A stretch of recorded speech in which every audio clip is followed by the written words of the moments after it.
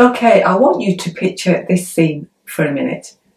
It's 2014 and I'm working at a really busy media company as a publisher. I've got 12 magazines in my management, which included everything. So that was marketing, advertising, editorial, strategizing, finance, being on the board, everything. So busy. So really at that time, the last thing I needed was anything else to do. So what did I do? I opened a sewing shop. Yeah, that sounds crazy, I know, but it's what I did, and I wanted to explain why. At this point, I'd been living in that particular town for about a year. It was a smallish market town in Lincolnshire, North Lincolnshire, a very beautiful place, but I was finding it quite a tricky place to live because I'm used to busyness, I'm used to cities, big places, and I moved to that particular town for the job because it was an opportunity I didn't want to miss. And the job was great. I absolutely loved the job. But living in a small town was tricky for me. Because I was one of the managers at this media company, I wouldn't interact with my members of staff outside of work. That's just something I'm really keen on. I think it sort of blurs the boundaries too much. You know, it's difficult to be out with somebody drinking one week and then the following week realising that you're going to have to take them to task on something. That's not something that I feel I can do. So I always, as a manager, keep my distance outside of work. Which meant it was quite a lonely time as well because the media company I was working at was one of the main employers in the town. So a lot of the people I might otherwise have got friendly with in a new town, I couldn't because I was working with them. So it was a bit of a perfect storm of not a lot to do, not really knowing anybody. My nearest proper friend, like from old, was an hour and a half, 2 hours drive away across very quiet country roads, very slow country roads. So I was feeling it a bit. Now, I'm an absolute avid sewer. I love dressmaking in particular and spend hours at my sewing machine doing that hobby. Little did I know that I could actually change that into a business. So how this all started was deciding that I wanted to do a sewing blog because it gave me something to do, something to write about on an evening, weekends when I wasn't at work, a bit of focus. I love sewing, so it was easy to write about sewing. So that's what I did. I started a blog. And then from the blog, I was thinking, I wonder whether I could run any workshops in the town about sewing. So I was looking into that and it seemed possible. There is a community centre, I could run workshops in there. And that somehow led on to, if I'm doing workshops anyway, why do I not just open a shop and run workshops from there? So in the October of that year, my shop was opened. We did a big launch and it was fab. It was a great distraction for me and I'm so glad I did it. The other thing I felt it offered, and this is always something you have to be aware of these days, is that if for any reason I was to be made redundant or lose my job for any reason, having a sewing shop gave me an automatic thing to do that would make me money. So although at that time that none of that was on the horizon, in the back of my mind I was thinking, probably don't want to stay at that company forever. Will a sewing shop give me a little out if I need it? Always important to plan these things. So I ran the shop for 2 years and it was hard work. So I worked Monday to Friday, normal working hours in my publishing job. And then after work I would go to the shop to cash up and make sure everything was okay. And then on a Saturday I'd work in the shop myself. And then on a Sunday I would run workshops. So it was pretty much full-on 7-day-a-week life. I employed 2 members of staff to work in the shop Monday to Friday when I couldn't. They both worked part-time, so it was one full-time job, sort of job shared. And it was great. I absolutely loved it. The workshops that I ran on the Sunday made it feel like a community hub. So it did the trick in getting me out there and meeting people that I wouldn't meet otherwise. And of course, because we had this sewing in common, it was dead easy to get on with these people and it was just such a lovely place. It was quite vintage looking. We got this shop. That was actually a young farmers club meeting place initially, but then it came up for rent and I took it and turned it into a sewing shop. So it had quite a vintage feel around. It had wooden floors and beautiful old furniture we bought from some of the many antique shops in Lincolnshire. So it was a really beautiful, quite small but beautiful place. Now, even though it was a small town, it wasn't the only sewing shop in the town, and the other one was just a few yards away, really, across the road. And I'll tell you a bit more about that in a minute. But it certainly didn't stop me opening my shop, but I will tell you more in a sec. The one thing that running that shop did do is teach me about running a business, because I'd worked in the corporate world for all of my working life, from 16 to when I became self-employed in 2017. And, you know, when you're working, you get paid, marketing's done for you, finance looks after any of the ins and outs of money, you've got managers, you know, you've got everybody to help you do your job. Then suddenly you start running a business and it's a completely different ballgame. So I learned an absolute ton. And when I finally decided to leave my job and become self-employed, I was so glad I'd had that experience beforehand, because it put me in a really good place to start the business that I'm doing now. So that's what I want to do today. I want to share some of the things I learned about business from running a sewing shop. So tip number one is to have a vision, have a purpose for what you want to do. When I decided to open the shop, I made it my mission to decide what the shop was going to be like and what it was going to do, even down to how it was put together, the sorts of furniture I might use, the decorations I might use. I had a real strong vision for how it would be, and that's what I built. Whatever business you're in, whether it's a shop or a service, whatever it is that you're providing, it's a lot easier to do if you know the end goal, what it is that you want to achieve by the setting up of this thing. So for me, with the sewing shop, for instance, it made it much easier to be able to buy stock, to market, to put the thing together from knowing what I wanted to achieve. There's a twist to that tale which comes next, but initially it was really useful for me to have that strong vision so that I could build my shop how I wanted it to be. Now, tip number two goes straight on from what I've just said, and that's it is fine to have a vision, and you need it to be able to move yourself to a place where you can put your goals into place and know what you're trying to do, know what the end might look like. However, one of the things that you've really got to understand is the audience, the people that you are trying to serve, whether that's in a shop or anywhere else. And what happened with me is I decided who I wanted to serve. I decided who was going to come into my shop and going to buy my goodies. I knew who was going to come onto the workshops. I planned it around this person in my head, and that was great. It was somebody like me, really, who enjoyed sewing, enjoyed dressmaking, wanted to learn a bit more. Perhaps some of them will be beginners. So I had it all going on in my head about who this person, who this audience was. What I quickly found out is that in the town that I lived, my audience weren't those people that I'd got in my mind. Yes, some of them were, but the majority of people who came into my shop didn't look like the person in my head. They had different needs, they were a different age range, and not everything that I was doing suited them. So some of the fabric that I picked, for instance, they may have not wanted to buy. Now, what that meant is I had to change my vision a little bit. I still had strong goals, I still knew what I wanted the shop to do, but I had to change some of the things that I was producing and providing because the audience wasn't who I thought they were. And that was fine. Initially, I was like, oh, I didn't really expect it to be this way. Didn't expect to be serving this sort of person in my shop. But when I got my head around that, it actually opened up a lot more opportunities because, of course, once I decided to switch slightly and start serving this audience from the town that was on my doorstep, then the customers just kept coming. And I really enjoyed having that different audience through my door. That doesn't mean to say that some of the vision that I had wasn't correct, because what happened is the core of the people I was getting through the door was this new vision, this new audience. But I was still getting lots of people on the edges who was the audience that I'd had in my head to start with.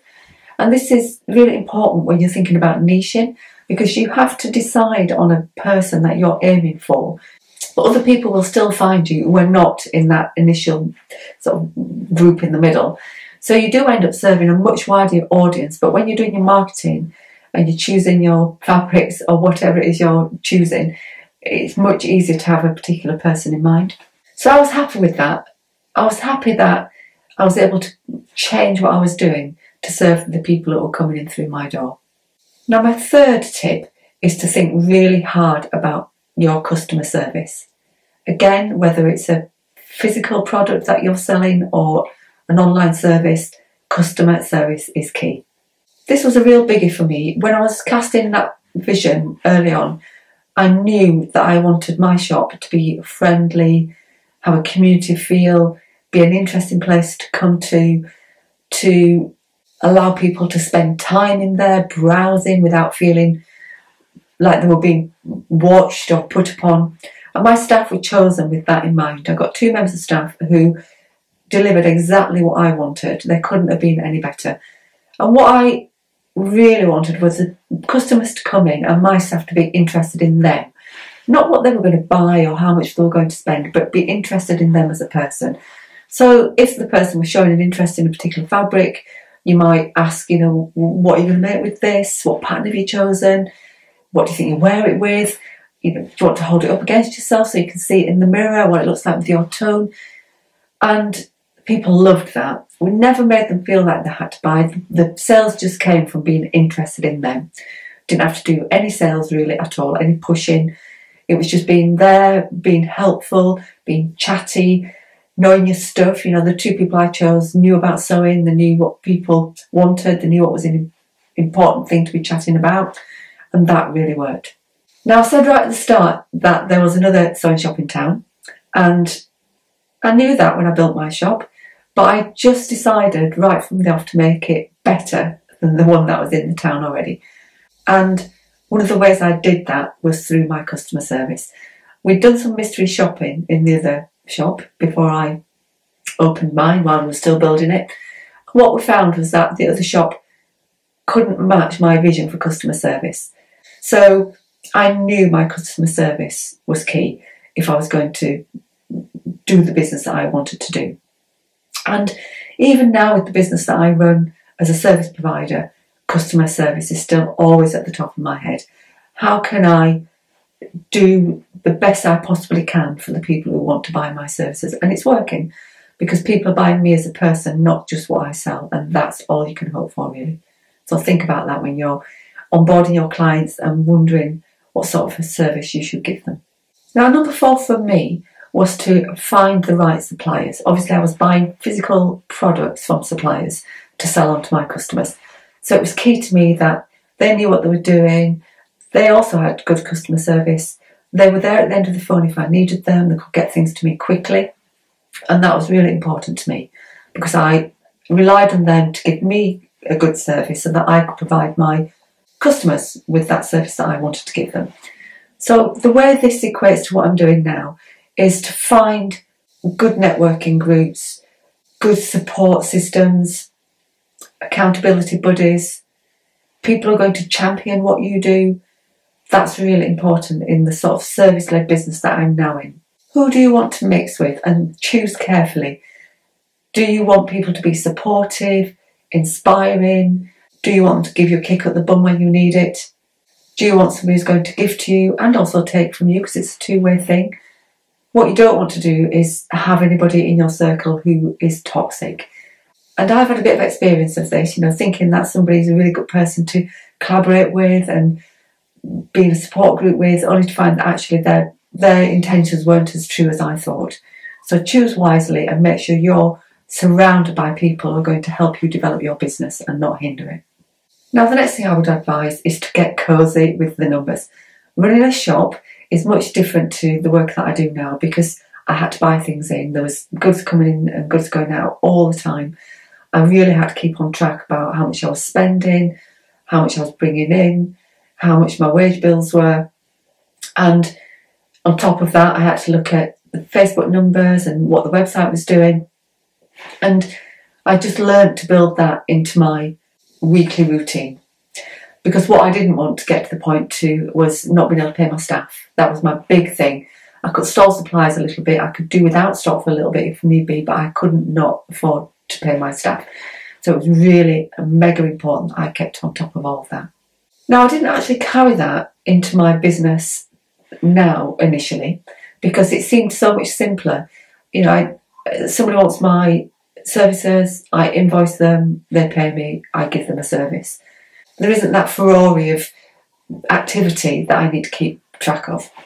However, I soon learned that I really needed to do that, because it's still easy to spend more than you're earning if you're not keeping a log of what you're spending and earning.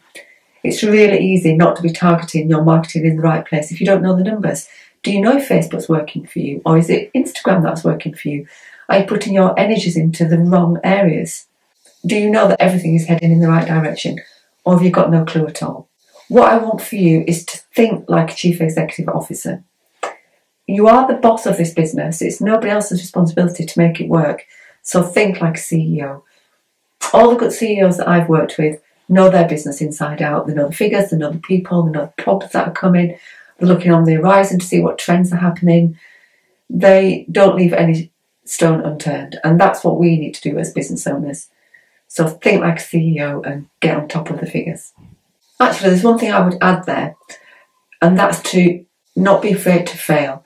Again, the good CEOs I've worked with will fail. They'll let you put a strategy in place and give it a go, but if it fails, all they ask is that you fail quickly and you don't keep dragging it out and giving it another go and giving it another go. Just decide that it's not working and move on. So don't let fear of failure hold you back. Just make sure you don't drag things out so long that they're doing some damage to your business. Just get it over and done with. It's like ripping a plaster off. Just fail quickly and move on. So next, and I've probably lost count of how many this is now, so forgive me for that, but that's about looking at where you need to put your marketing efforts. So for me with the sewing shop, it was Facebook, because I had quite a few more mature clients. It wasn't always really young people, and Facebook was where they hung out. Also, I had an email list, and that worked quite well. And actually, some of my customers just wanted me to call them or email them just personally with offers or what was coming up next. So you've got to find the marketing that's right for you and then do that. As I said in the last point, you've got to monitor the figures. What's working? Where should you put the effort? Now, what I also found with having a local shop was that some of the old-fashioned ways of marketing, as we would think of them now, actually worked really well. That was things like leaflet dropping, putting adverts in the local newspapers, networking at very, very local events, and that brought a lot of customers in.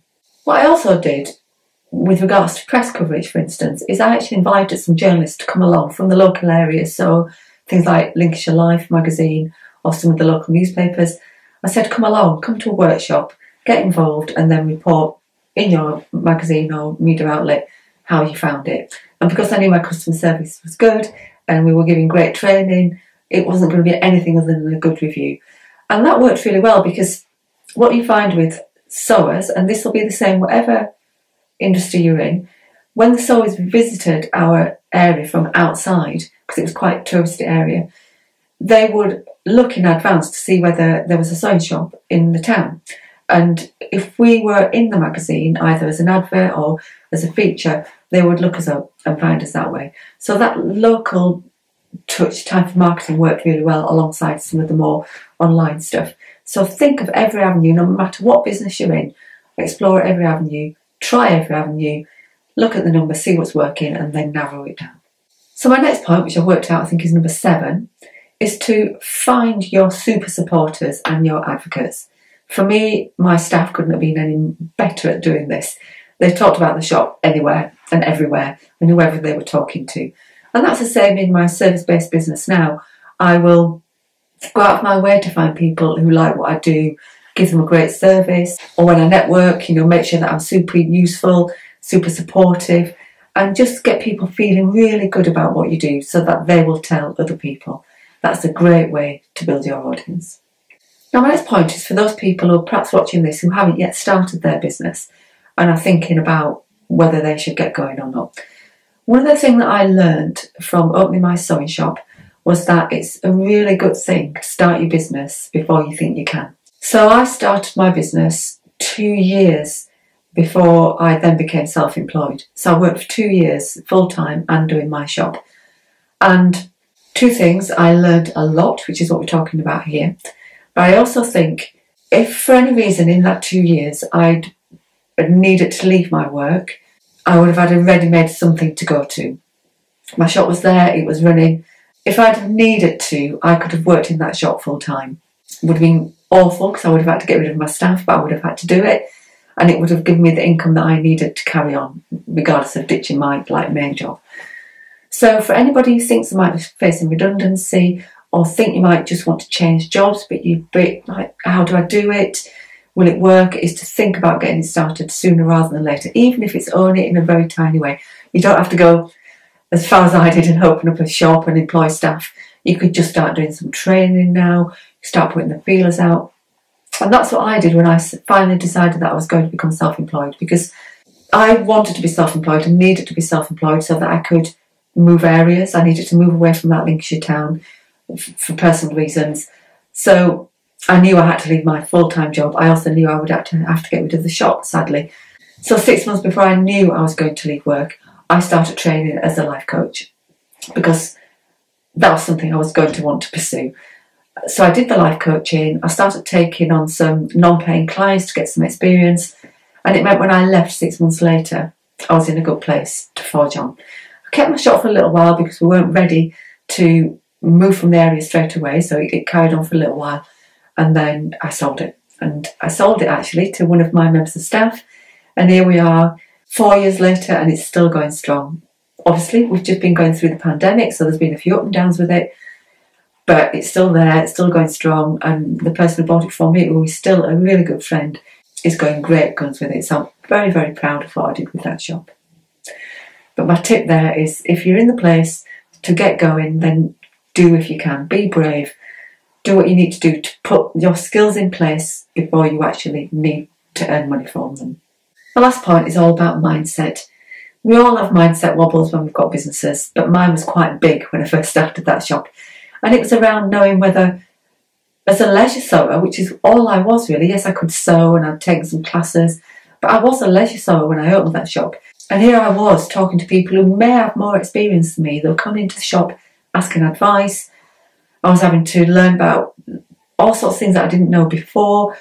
I had to understand what people wanted when it came to choosing fabrics, because not everybody had the same taste as me, and I needed to buy some things that I didn't like because I knew my customers would.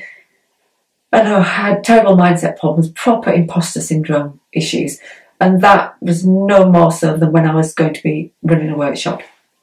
So how I worked that was, did loads of stuff around thinking positively, thinking about my achievements, the success that I've had in my life, reminding myself that, you know, I was pretty good at quite a bit of stuff, so why couldn't I be good at this? I did lots of preparation. So if I knew I had a workshop coming up, I would prepare, because that made me feel good, because I thought, it doesn't matter what they ask me now, I'm going to be able to answer them. I got support from my staff. If it was a particularly busy workshop and I thought it was perhaps going to be quite heavy and full on, then a member of staff would come in to make the teas and just to help out, so that it would give me time to do the answering questions and things. Just do whatever it is that you need to do to feel comfortable with what you're doing. I used to take quite a lot of deep breaths, and if things were starting to feel a little bit, whoo, this is getting quite stressful, you know, perhaps somebody was having a bad time with their sewing machine and things were going wrong and I was, you know, having to work at sorting that out, I'd say, oh, I'm just going to nip to the toilet, I'll be back in a minute, and I'll go and have a moment in the toilet and then come back and start again. So I just worked hard at overcoming that mindset, and there are lots of things you could put in place, and that's one of them. Prepare. You know, if you're struggling with mindset yourself and you've got something you need to face that you think you're going to be fearful of, then put in some preparation, because that really worked for me. Staying calm is really key, and don't underestimate how much the support of somebody else will help you with that. So there you have it. That's my tale of how I opened a sewing shop and what I learned from it. And I am so thankful I had that shop for those 2 years. I don't think I would have known as much about business now if I hadn't have had that experience. It really did teach me a lot and put me on the right path to success. Now, I hope you enjoyed that, and if you did, I would love it if you would subscribe to this channel. You know where the button is on the screen somewhere, just press it and you'll be subscribed. And if you ring the notification bell, then that will tell you every time I've uploaded a new video and you can jump on and watch it. It's been great having you here, and I'll see you again soon.